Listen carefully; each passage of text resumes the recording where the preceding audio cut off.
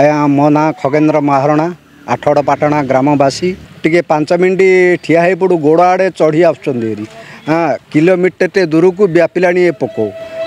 काली सका कौन हम कौन ना एथि बहुत भयभीत लगुच अंडा दब हाँ तापर कौन छुआ हम तापर आउ थे कौन रोग व्यापीब ए कारण जीवा आसिया रास्तार बहुत आज्ञा असुविधा भोग कर जो प्रकार पोक रास्ता उपर को उठुंट से जगह देखिए आप बहुत छानिया बहुत असंख्य मात्रा से पोक बाहर आज्ञा आमर हूँ आठड़पाटना मो ना हूँ वीरसन गौड़ जो जमी रे पानी रहीकि पोचा होकर पानी कुआड़े जावाक नहीं ए जगार जमी जगार खराब होकर सामान अच्छी जो घास पत्र सब रही जमा जो पानी से जो पोक आर 3 वर्ष है बाहर भर से आम से मंदिर मस्जिद पाखक सेपटे से गाँ भितर गला साई भितर आज्ञा ये हूँ पोक करोना समय पोक जो आसला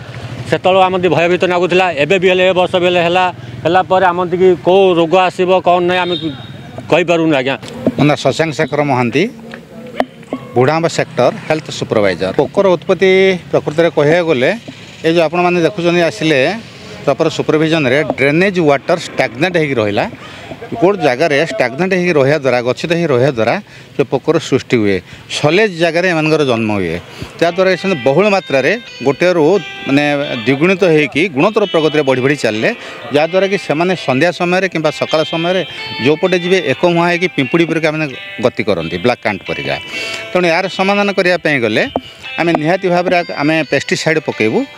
ब्लीचिंग प्रथम मैंने आम तरफ मेडिकल तरफ कह गले आम जीकेएस अच्छी मिलित आनुकूल्य सरपंच आमर पंचायत एवं मेडिकल मिलित आनुकूल्य प्रथम ब्लीचिंग फिनाइल पकेबू जदि सबसाइड न हो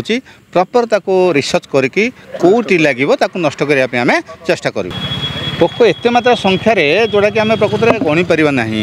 हजार हजार कहले हेनी लक्ष लक्ष मैंने इनसेक्ट गुड़ाक तो गणी हेन ना प्रकृति में देखा कह गले मोर ये जगह दीर्घ 60 वर्ष अनुभूति भितर आम देखिए प्रथम क्षति कर ये किसी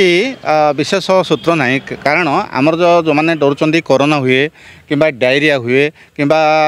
टाइफॉइड हुए ये हूँ जलवाहित रोग पवन बाहित रोग किसी अच्छी किंतु एगुड़ाक आखि देखा जाए जो रोग सृष्टि करती से गुड़ाक आखि देखा जाती एमाने जेहेतु आखि देखा जाती पदरे चली जावा द्वारा आमको निज गोटे सुरक्षित मन न करिया परि मन हुए।